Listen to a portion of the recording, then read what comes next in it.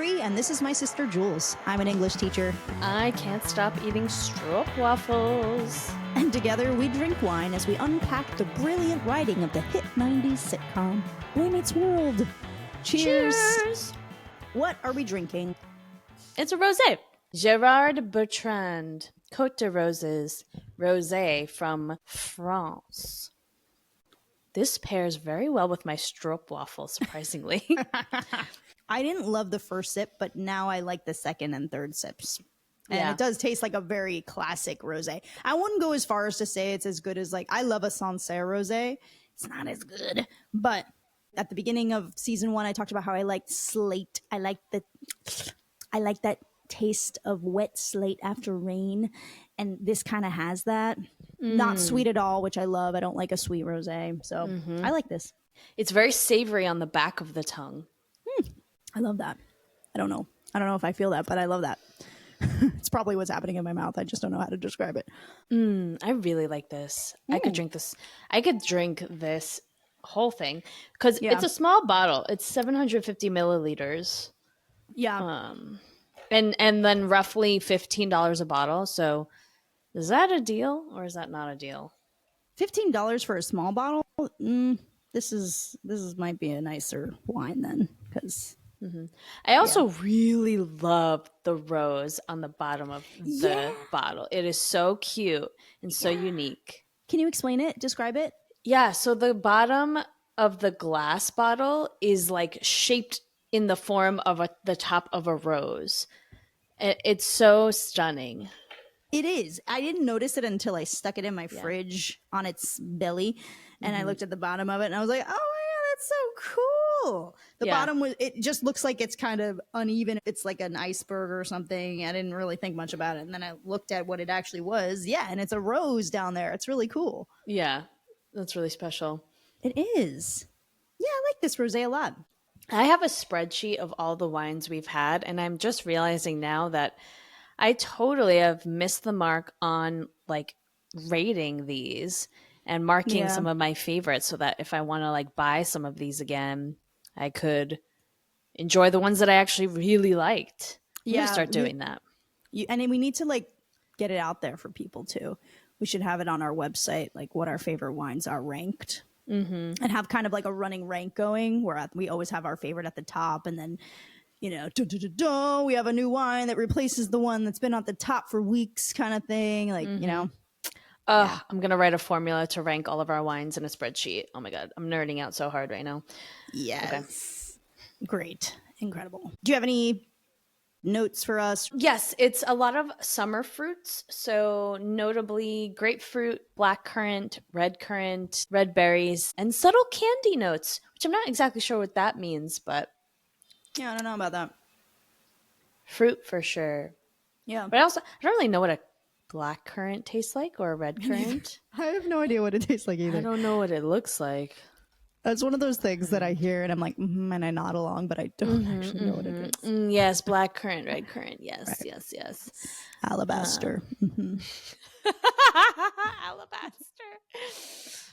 Let's see. They're known for their high vitamin C content and antioxidants. That's what I would have thought. Like if you put me on the spot and you were like, say something about a blackcurrant, I would probably just spew that it has antioxidants, even though I don't know. That's a safe bet. Yeah. All right. So we watched season 2, episode 8. I was shocked we were on episode 8. Band on the Run. Band on the Run. Band on the Run. I didn't like the synopsis, but I will read what it said. Cory discovers that Topanga still likes him.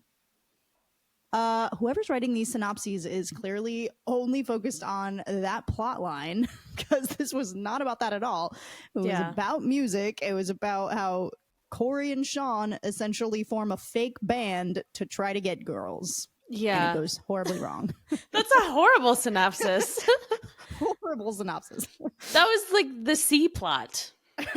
Literally. And it's like not even certain, right? Yeah. It was like, we discover this, but as far as I'm concerned, Cory's still being a little dumbass.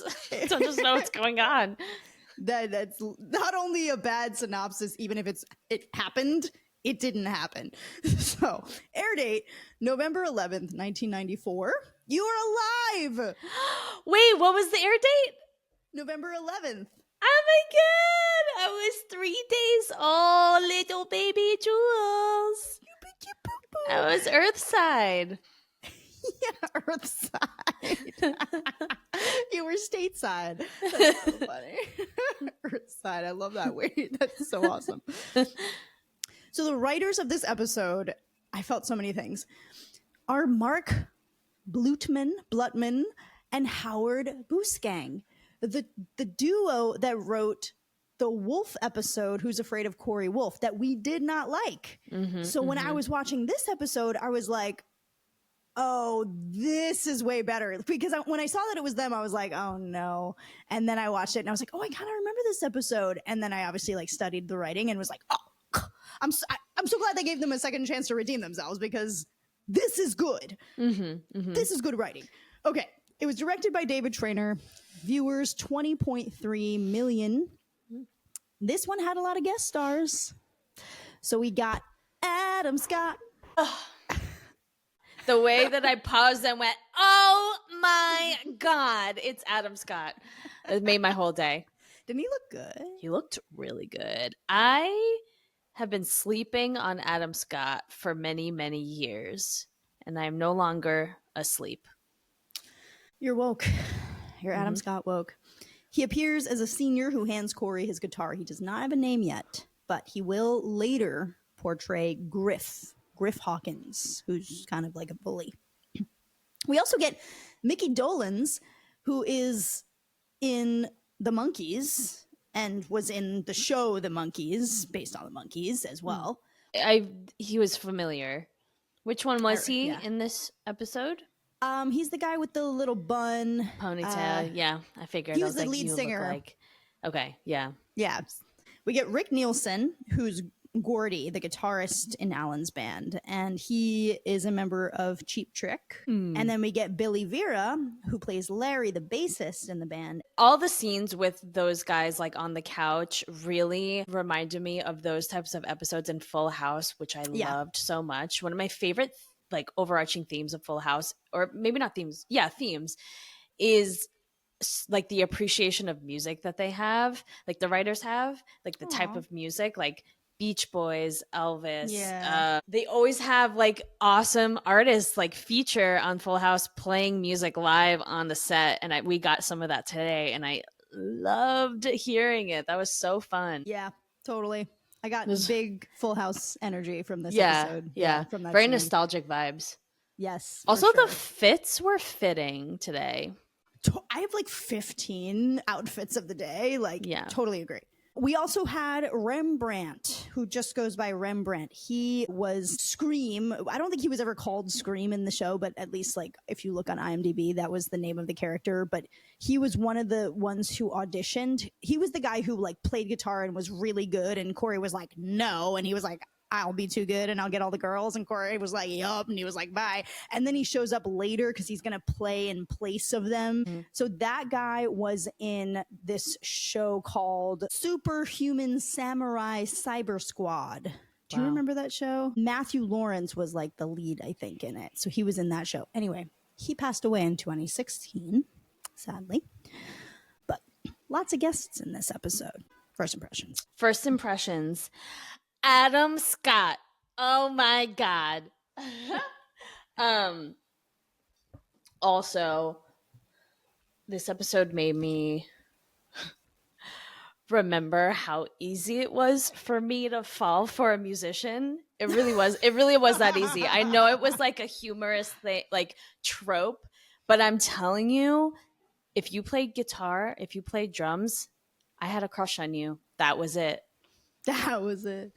Yeah, I kind of agreed. And it confirmed for me that I will get the ick if you are bad at music. I was I like, good agree. for you I agree. guys. Like, Yeah. finally. I was thinking the same thing. I was like, no, you actually got to be a good musician. Like I would totally get the ick.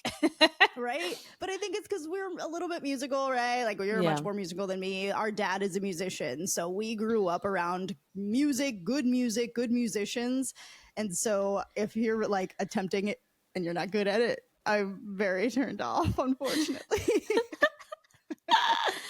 Well, I can't stand, especially like singers who love singing but can't sing. I can't help but just like cringe. It's so hard for me to hide it, but I know, and I get these like flickers sometimes. I don't know if you get this where like your reality just like crumbles for a second and you're like, everything that I thought was true is a lie and everything is wrong. And sometimes I get like this like flicker of like, I actually suck at singing. I'm really bad. And like everyone's just being really nice when they say that I'm good and I'm actually the worst. And then I'm like, oh my God, like, why am I even doing this? Like, why do I make people listen to me? I will say the only exception is when I hear people sing in karaoke. That's I'm like, Yeah. you do you. I want to hear you Yes. like live your best life. But if you're like, Totally I'm agree. going to perform in I'm gonna front of get an paid. audience and I'm going to do an aria and then it's the worst thing I've ever heard, I'm going to be like, please consider a new hobby, please. Have you ever thought about knitting? It's when people take themselves really seriously and think they're really good, but they're not. That's when I'm like, Yes. nope, no. Yeah. But if you're silly and you're having fun and you're not good, but you know it and you're owning it and you're just having a good time, I'm never going to put you down or make you feel bad for that ever. Because everyone should be allowed to have fun and express themselves. And yet I am a masochist and I love watching train wreck national anthems. I can't get enough of it. Oh, say, can you see by the dawn's That's actually not bad. light? You're actually hitting all the notes. You got to be a little sharp. Oh, see, does that star-spangled banner yet wave?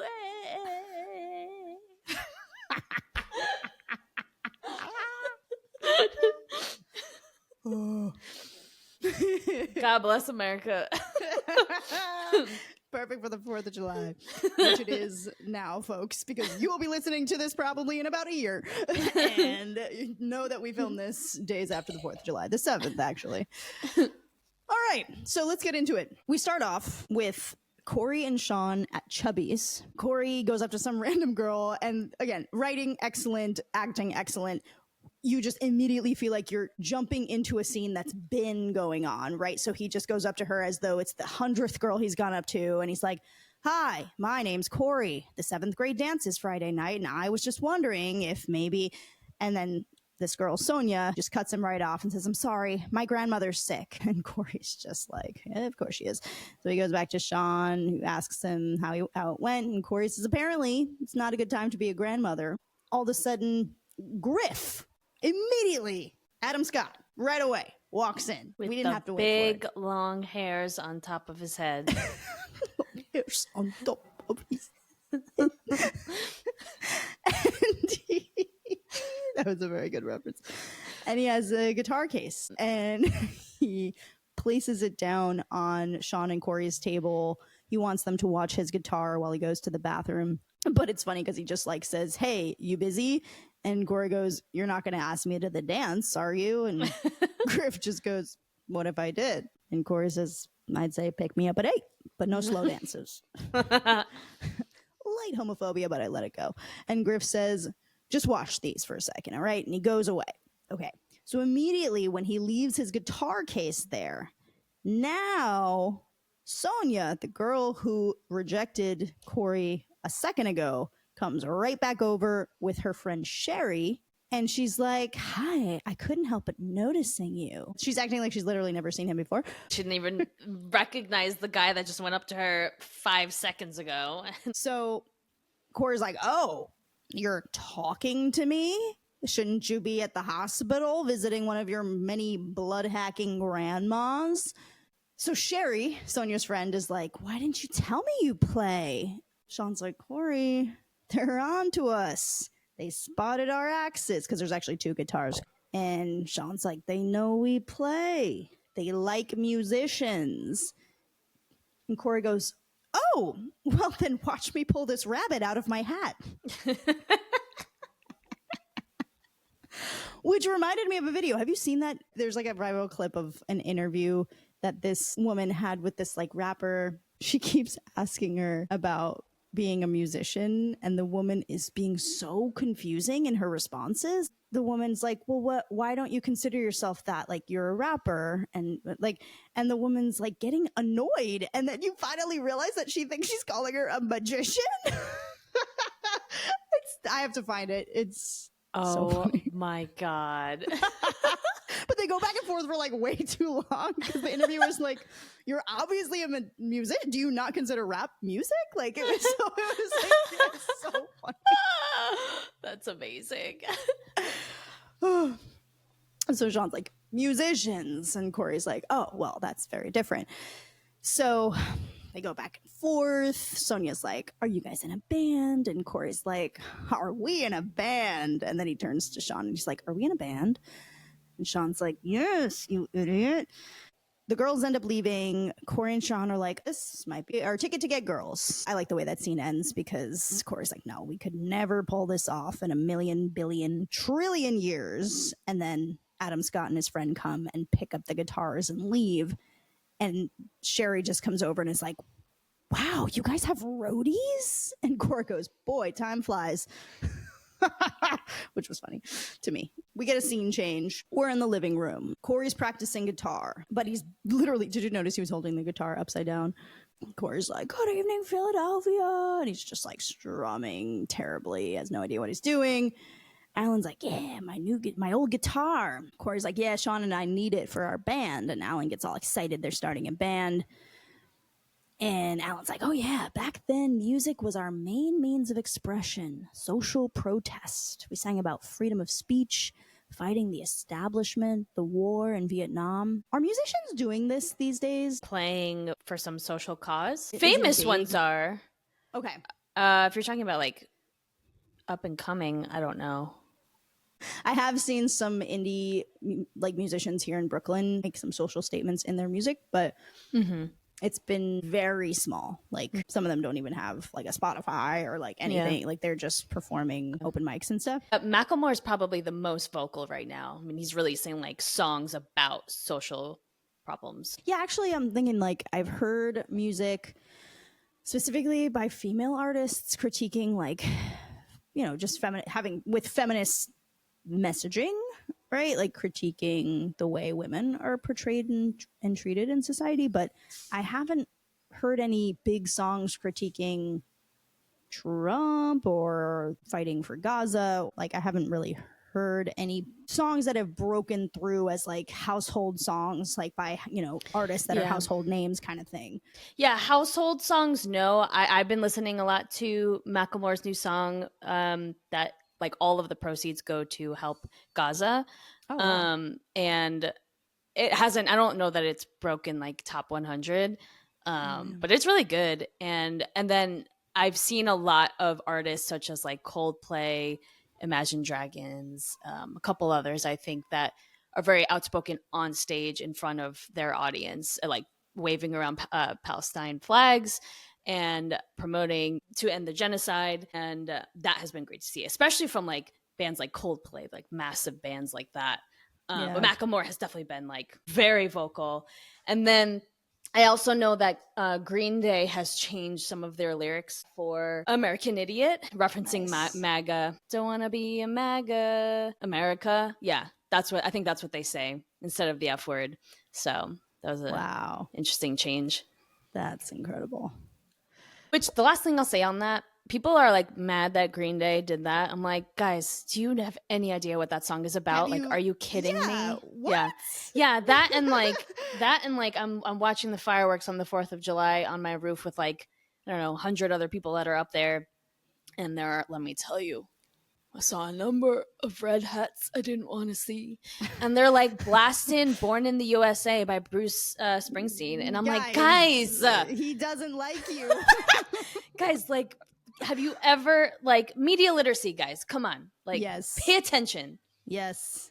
Yes. For listeners, Bruce Springsteen went viral because at one of his concerts, he called President Trump a moron and said we are living through an American tragedy. So I don't know what these MAGA folks are trying to do blasting Bruce. I don't know if they're trying to reclaim. I don't know what they're doing, but yeah, media literacy, exactly. Born in the USA, the main themes are war and the aftermath, the trauma and alienation of Vietnam veterans after returning home, economic disillusionment, highlights job loss, poverty, the erosion of the working class identity, patriotism versus critique, explores the tension between national pride and critical reflection on American society.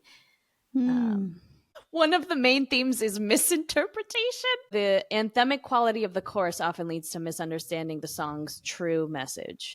Yup. And look, if you want to play that song for the fourth and you understand what it means, great. Hell yeah, man. But if you're rocking a MAGA hat playing that song, I'm like, dude, what are you doing? I don't understand the people that are upset about Green Day because they literally have a line that's like, I'm not part of a redneck agenda.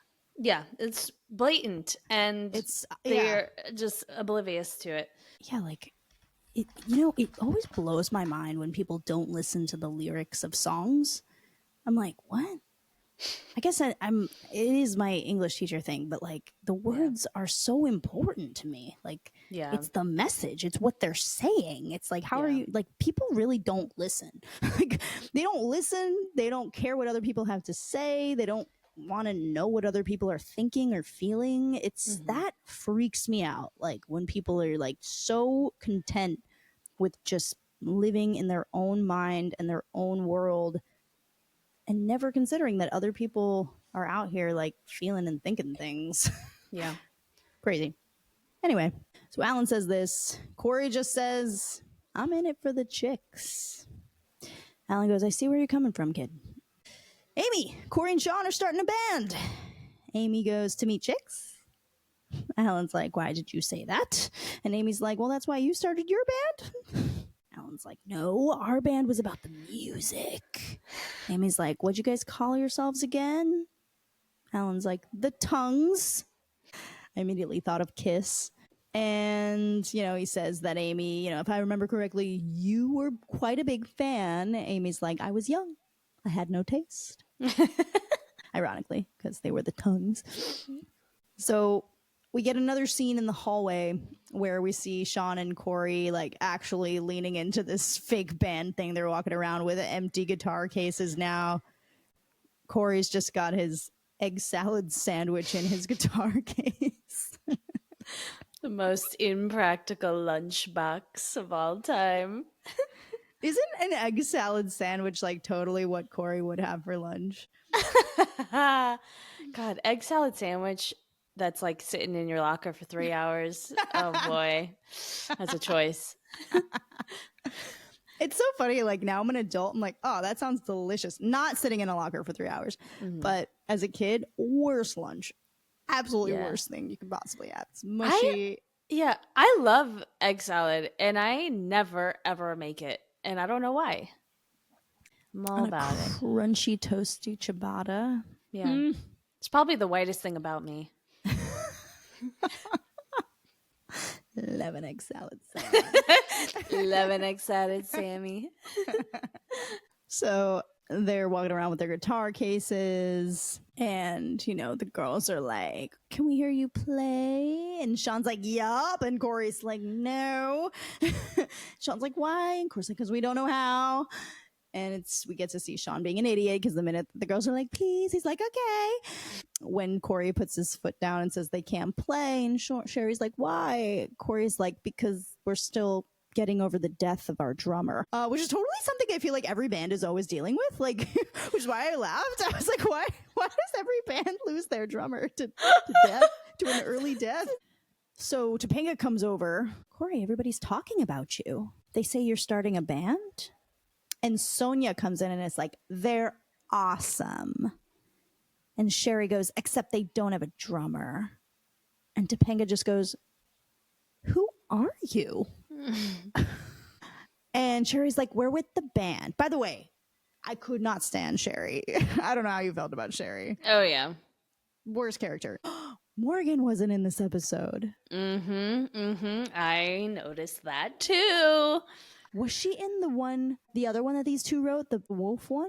Oh, these writers don't like Morgan because in that episode she was the devil, and the only line we get is Amy going, that suits you, that costume. Amazing. And now she's not even in this episode. Ooh, I knew I liked these writers. Yeah. It's like a vacation for the ears. Except they replaced her with Sherry. Oh, she's like grown Morgan. So Topanga's like, Cory, I wanted to talk to you about the dance. Jeremy asked me. I told him I wasn't sure, and I wanted to see what your plans were. And Cory says, you know what? If you want to go with Jeremy, it's fine. Don't worry about me. I'm covered. Cory's so mature. I love him. The way he just delivers his lines, everything. I know I've said this before, but I was like, geez, like, why do I feel like I'm watching like a college kid like maneuver this situation? So Topanga goes, okay, maybe I'll see you there. And she doesn't look hurt. Like, she looks like she's like, okay. You know, she's chill. Very mature, both of them. By the way, I'm adding a new first impression. There's no literary reference in this episode. Yeah, I was looking for one too. 0 books. Yeah. I haven't had a lot to say about the past few books, though, so I'm always like a little like, whew, all right. Yeah. I'm not looking like a very good English teacher these days. I'm like, yeah, Grapes of Wrath. I've read it a long time ago. The last line in that scene is just Sean going, Cory, I never thought I'd hear myself say this, but we're going to need some guys.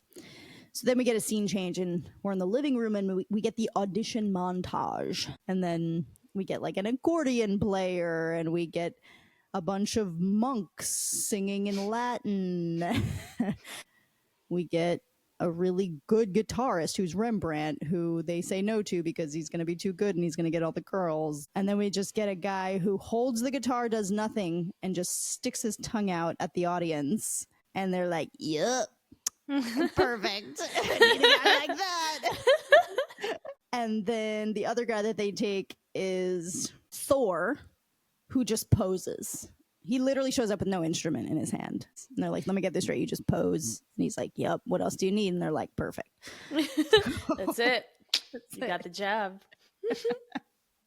Just like those American Apparel employees. Did you see that documentary on Netflix? Oh my God. I haven't seen it yet. No, but I had a very close friend who worked there and she told me some stories. I watched the first like 20 minutes. I need to watch the rest of it. But the first 20 minutes were crazy.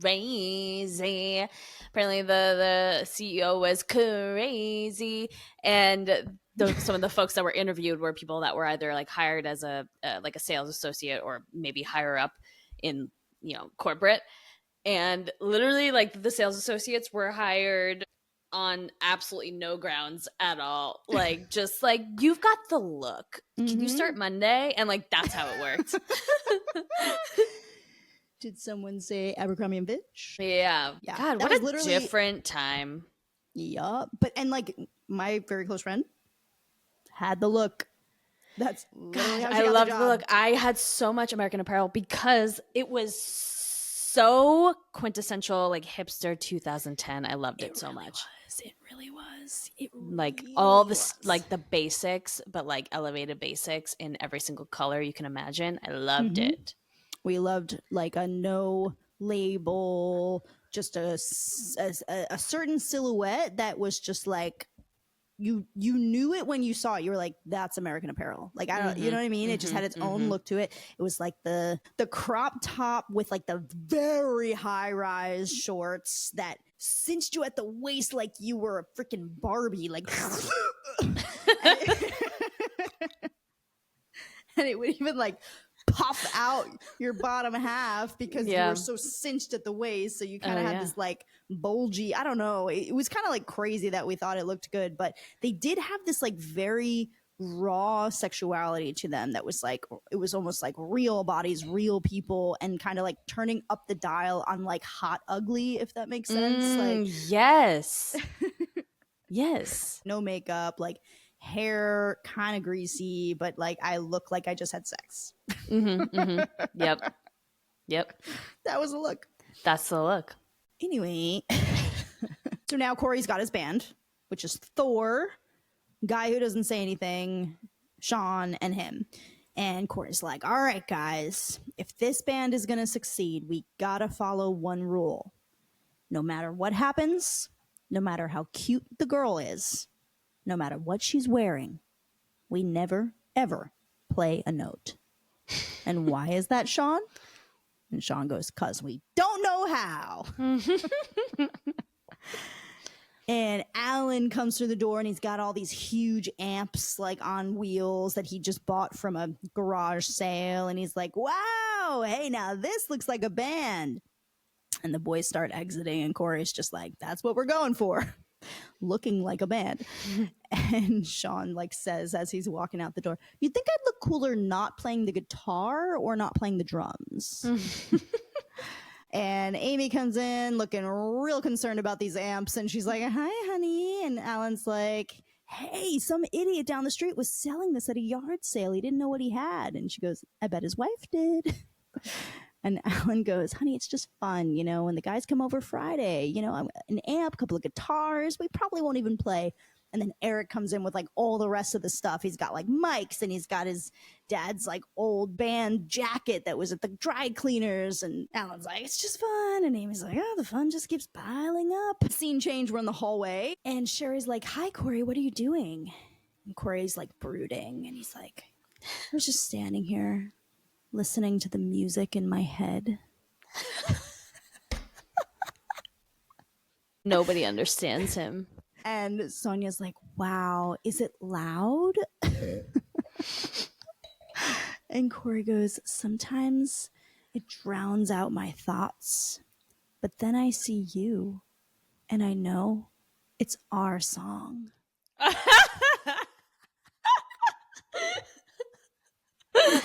And the girls like swoon and walk away. And then to himself, Cory goes, ooh, that was a good one. That's amazing. That was so good. And then Mr. Turner comes over and he's like looking at Cory like, oh God. And Cory goes, you know what, Mr. Turner? Me and you, we're a lot alike. Turner's like, are we? Cory's like, yeah, because you have this motorcycle helmet. People think you're cool. And I carry around this guitar case and people think I'm cool too. Turner's like, Matthews, I got this motorcycle helmet, so if I crash my bike, my head doesn't go splat. Why do you have that guitar case? And Cory says, to protect my sandwich. So Feeney comes over with the biggest, fattest black marker I've ever seen. I loved it, though. I really want it. I was going to ask, is that, as an English teacher, do you really want that marker? I do. You want really to be marking stuff? Yeah. I want to be marking stuff up. Yeah. And he's crossing out demon seeds on the school dance poster. So he turns around and says to everyone, it is with deep regret I must inform you that the demon seeds have pulled out. Actually, now that I'm rereading this and re-going over this, I'm like, oh no, they didn't pull out. He just decided that they can't do it. I love diving deep into the writing. So the students are like, aw. And Feeney's like, now, steady. Hilarious. God, I love him. You're still able to shake your little booties. I have managed to secure a more than adequate replacement. And then he pulls out a cassette tape. And he goes, the cool, mellow Caribbean sounds of JoJo Man and Brother B. That was the last thing I would have thought of. That was he'd be pulling out of his pocket. Right? Oh God, it's so good. It's so good.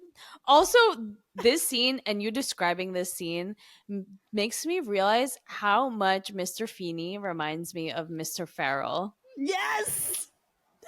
Yes, you're so right. Okay, so she's referring to our school principal from K through 8. He was such a character. He wasn't like Mr. Feeney in the like wisdom and the, no, that wasn't, it's just, he was very theatrical and he spoke like this. Yes, he really did. And I love it so much. He was also definitely gay. And like Feeney isn't, but like has that like theatrical flamboyance to him that Mr. Farrell had. Oh my god! So Actually, good. we might have talked about Mr. Farrell. Did we tell the pig story? Okay, we did, but we might have cut it. I don't know that we had time for it. That was one of those like 2.5-hour episodes. We had to cut it. So much gets cut, guys. We really should have a Patreon. We tell you guys so many things and then we cut them. It's so sad. And then Sherry annoyed me because she comes up and she goes, just get another band. Whoa. Sherry. If any student spoke to me like that, I'd be like, excuse me. Do not talk to me like that. And the fact that Feeney didn't say that, I was like, wow. Feeney just goes, hard as it is to believe, my rock and roll contacts are limited. And Sherry goes, Cory and Sean have a band. And Sonny goes, they're really good. And the students are like, yeah. And Feeney's like, Mr. Matthews. And Cory's like trying to walk away and he stops. And then obviously, fantastic actor, William Daniels. His voice was the voice of someone who's like Cory's neighbor, you know, and has like known him for a long time. And he was like, you have a band? He was like dead serious. He was like, wait, what? Cory goes, well, yeah, but, and Sherry goes, they're really great. I've heard them. I was like, shut up. Oh my God. And Cory, I supported this, goes, no, you haven't. And he was like actually annoyed. And I was like, yeah. And the students are like, Cory and Sean, Cory and Sean. And Feeney goes, well, Mr. Matthews, you seem to have quite the following. So what's the name of your jolly group of music makers?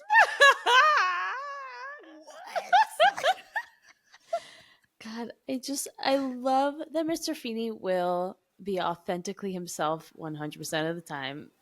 Can't fault him for it. Yep. I still love the scene when he's got Olive Morgan's jewelry on and they're doing a tea party. And what does he say to her? He's like, I am festooned in costume jewelry and you have not held up your end of the bargain. Yeah. Festooned. I've swilled your faux tea. That's exactly what he says. What an iconic scene. It's so good. So Cory's like, our name? They call us. And then we get a shot of a poster for the blood drive. And I'm like, oh God, it's going to be dark. And then we get a shot of sex ed. And I'm like, oh geez, it's going to be rated R. And then we see a shot of the exit sign. And I'm like, oh, what is it going to be? Is it going to be like the blood sexits or something? Like I was like, yeah. And he goes, the exits. Very good writing, very good. This was a very good episode. This is one of my top episodes right now. So Feeney says, well, kudos. Ding, ding, ding. That was my word of the day. Oh, let's hear about kudos. So kudos. I didn't know about it. It was my word of the day because I was like, why do people say that? Like, I don't actually know what that means. I'm so happy you're going to tell me right now because I use that word and in my head, I'll be like, what the hell does kudos? I think of the granola bar and exactly. I with need, the chocolate and the M&Ms. Yeah, like I don't know what I'm saying. So tell me. So kudos originates from an ancient Greek word. It's kind of like, I don't speak Greek, so I'm going to butcher this, but like kidos, which means glory, fame, or renown. And it was initially used in the 18th century, particularly in academic circles, to signify prestige gained from noteworthy achievements. So Feeney says, kudos, you have a gig. Have your people call me. Feeney wrote exits under where he crossed out demon seeds. So when Sean walks in, Cory... A moment for the handwriting. Oh, excellent. Excellent. It scratched my brain in such a way. Loved it. So Sean walks in and Cory goes, Sean, look who they got to play the dance. Look at the poster. Sean goes, the exits. They're great. Cory goes, they're us. Sean goes, oh. They're not so good. So then we get like a commercial scene change where there's like a blackout, and then we're in Chubby's, and the 4 members of the band are sitting at a table at Chubby's, and Sean is like, how could you book our band for the dance? And Cory's like, Sean, I couldn't help it. Sonia was all pressed up against me and making little purring noises in my ear. And Sean's like, what about our band Credo? That was my backup for word of the day. I actually have a unit that I do with my freshmen called Credo, which is all about what you believe. So it's like a belief statement. It's a tenet. I never heard that word before. Good word. And Sean's like, what about our Credo? Remember, we never, ever play? And Cory's like, we have to play. Feeney booked us, and I may have possibly signed papers, but it's okay. I mean, we're all in this together, right? And then the 2 other guys are like, see ya, and they leave. And Sean goes, okay. Now, don't panic. We'll just play the old hits. None of the new stuff. Maybe one encore, we're in the limo, and we're home. Cory tosses a cup of water in his face. And he just like blinks, licks his lips, and is like, okay, what are we going to do? And Cory's like, we have to find some way to go on. The girls love us. And Sean, still delusional, goes, yeah, we worked too hard to get where we are. You worked 0 hard. And Cory's like, we have to come up with a plan. And Sean goes, you know, that's so crazy. It just may work. Cory goes, what may work? Sean goes, the plan. Cory goes, I didn't tell you what it was. Sean goes, that way they can't get it out of me. Cory goes, get what out of you? Sean goes, nice try. That's the end of the scene. Oh, it's so silly. It's so 90s cartoon, and I love all of it. Yeah. Oh, and at this point, for me, the episode is starting to feel like a fever dream that I might have of like the worst case scenario of like, oh my God, I have to play in front of like 1,000 kids in my class, and I don't know a lick of anything, and there's no getting out of it. Like, I would wake up sweating, and this is happening to them in real life. They can't get out of it. We'll just play the old hits. None of the new stuff. Like, what old hits? We're in the limo. We're gone. So now we're in the living room, and all of Alan's old bandmates are in the room, and we get those stars that I was talking about before. So we get Rick Nielsen, Billy Vera, and Micky Dolenz, who, by the way, I always confused with Jimmy Page. And Amy comes in because women serving men. And she's like, what would you guys like to drink? I'm the perfect wife. And Alan's like, we'll just have a bunch of beers. But then Micky Dolenz is like, no, actually, can I have some mineral water? And Gordy's like, diet iced tea? Who asks for that at someone's house? Rude. And Larry goes even further and is like, would it be too much of a hassle to run a few carrots through the juicer? Let me tell you, it absolutely is. As somebody with a juicer, the amount of time it takes to juice those carrots and then clean that goddamn machine, it takes so long. It really does. You know what? I do be loving that carrot juice. And then Cory comes down and he's like, hi, Dad. Bye, Dad. And Sean says, our first gig. And Alan says, your first gig? You just started playing 2 days ago. Norm, Micky Dolenz, is like, kids learn fast today, Alan. And Alan goes, not mine. And Cory goes, well, we got to go. Bye. And Alan's like, break a leg. And Sean goes, yeah, that's our backup plan. Gordy's like, must make you proud having your son follow in the old man's footsteps. Alan's like, oh, yeah, sure it does. And then he like pulls out his guitar, pretends like he just found it out of nowhere, and he's like, oh, what's this? And all of a sudden the guys are like, oh, I got my guitar in the back, I got my bass, I got my whatever. And they're like, let's go get him, let's go jam. So now they're about to jam, which I knew was happening because the minute I saw them, I was like, y'all are musicians, we're gonna get a musical episode. I am here for it. And you know what one of my favorite episodes of Full House was? When Stephanie Tanner started a girl band and they sang, I saw the sign. I totally forgot about that. I love that. It reminds me of my favorite musical episode, besides obviously Uncle Jesse's music video with the candles on the bed. I obsessed, but I'm more so thinking of the like the live music scene with when Danny joins a band and he's wearing leather pants and he's singing "Talking About My Generation. And it's so funny. It's so good. And the episode where DJ it's either DJ or Stephanie, I don't remember. I think it was DJ was kind of going through a phase of like, I don't need my dad. Like my dad's being really annoying. And like at the end, at the Smash Club where she worked, he ends up like going on stage and singing "I've Got Sunshine on a Cloudy Day." He sings that song dedicated to DJ, and I was just like, whoa, it's so beautiful. Yeah. Yeah, it was really beautiful. Why would you do that to me? Oh my god.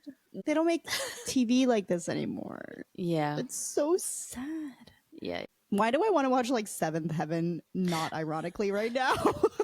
Why do I want to be in my feels and watch the Papuli episode of Full House? Papuli, no! No, I will never watch it again.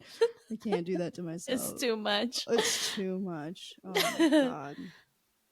All right, so then all Valen's like old friends are about to play, and then we get a scene change, and we're at the gym stage, and Feeney's on the microphone, and Turner comes on stage with him and goes, "George, keep talking. We need more time." And Feeney's like, "Stay in school. Get a good education. Don't slouch." Slouch was my word of the day.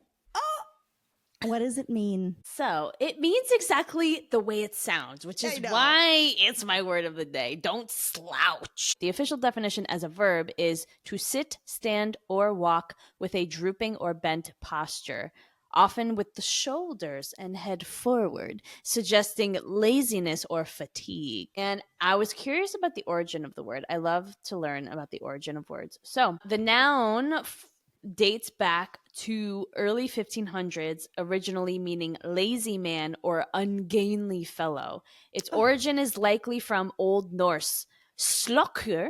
I have no idea if I'm saying that right, meaning lazy fellow, and is related to the Swedish word sloka, which is to wilt or slouch.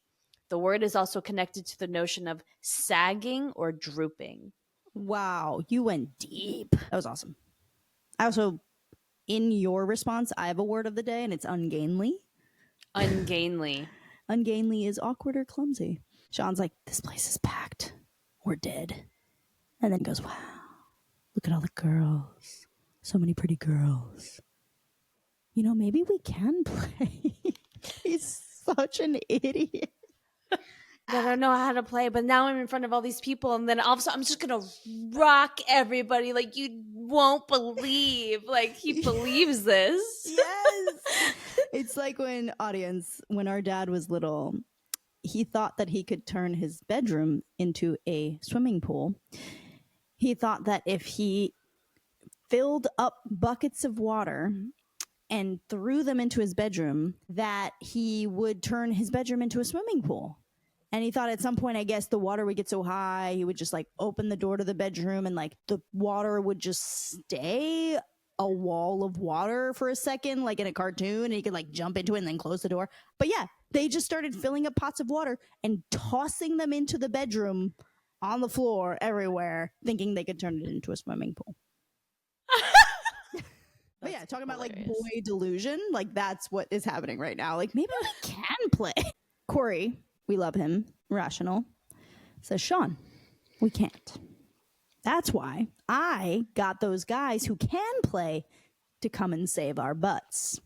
We just strum and pose." That's a pretty good plan. Great idea. I was wondering how they were going to get out of it, and I was like, good, someone's thinking. Great idea.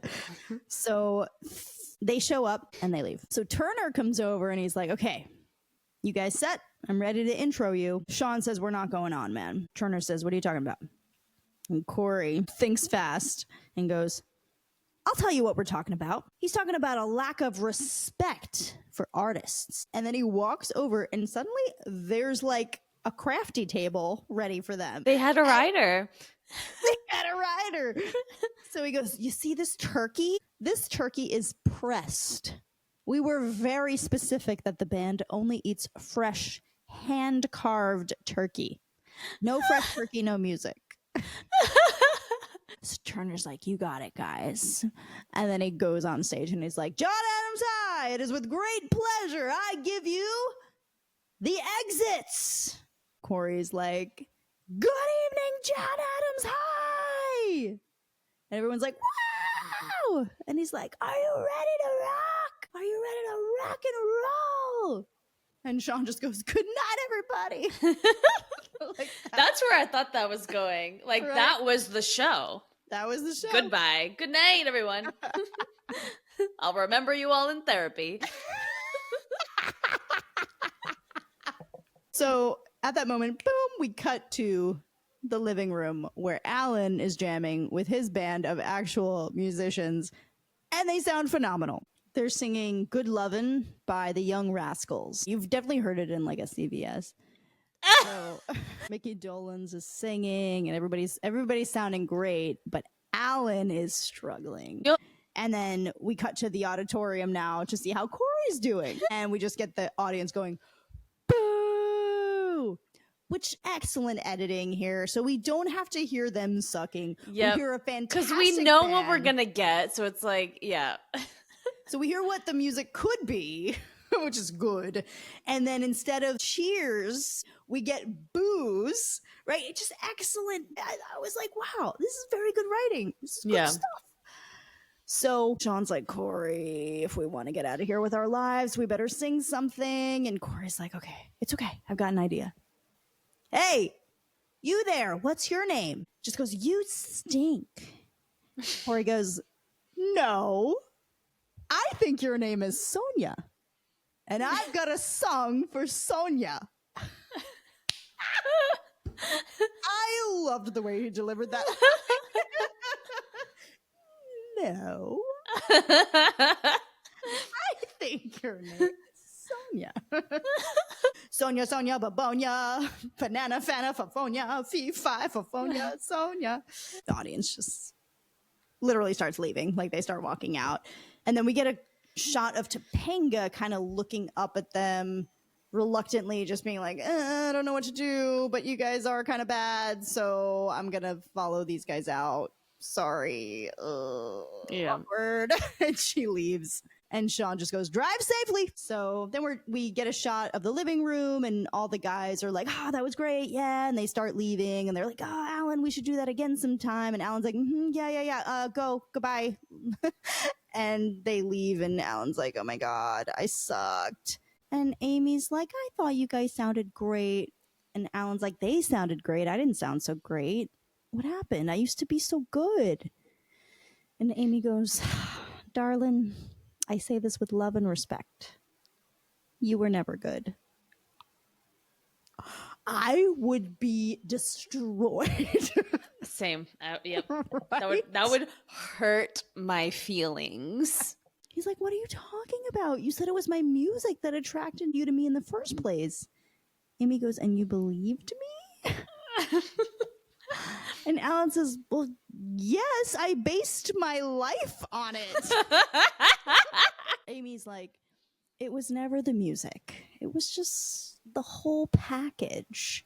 Alan's like, what package? Amy's like, you were cute and you looked very adorable with your little guitar. It didn't matter that you couldn't play very well. I just liked you. If you can be bad at music in front of your partner and they still love you, that's love. That is love. It couldn't be me.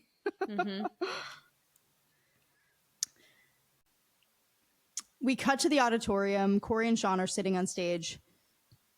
Sean goes, there was one point where I thought we really had him. They were screaming, exits, exits. Cory goes, Sean, they were looking for a way out. Where's the exit? Exit.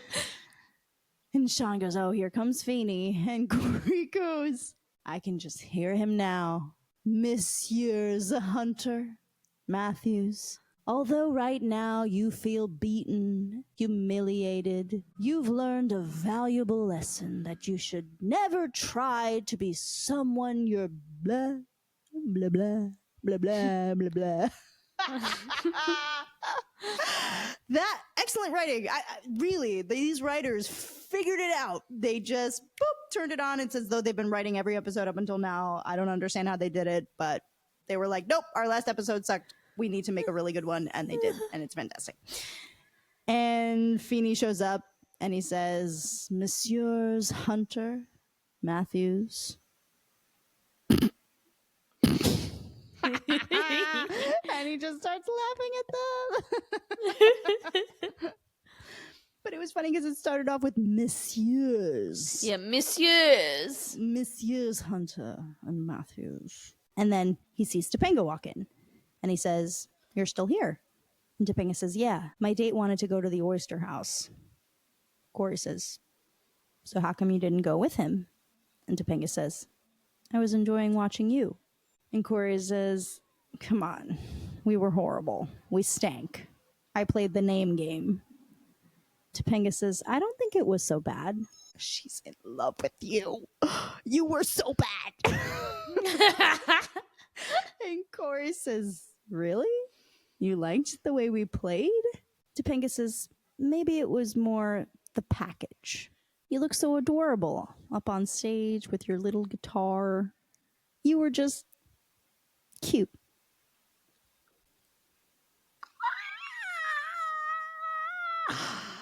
She loves him.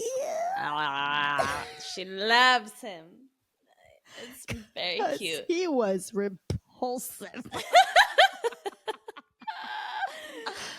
So this is like, I think, the first real foreshadowing of their relationship, given that it's a direct correlation to his parents. That's why I thought the writing was fantastic. The episode established what it defines real love to be. Right? The episode was like, we believe real love is specifically your wife, your female partner loves you, man.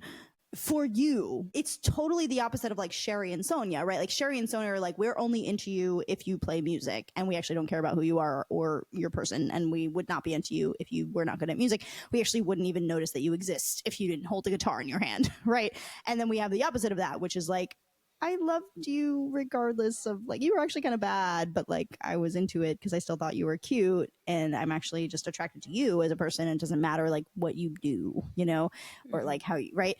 And so the fact that the show established that and set that up for us and defined love or attraction or true attraction in that way, to get it from Topanga, it's so impactful, and we're oh my God, they're gonna be married, right? That's the way that we foresee.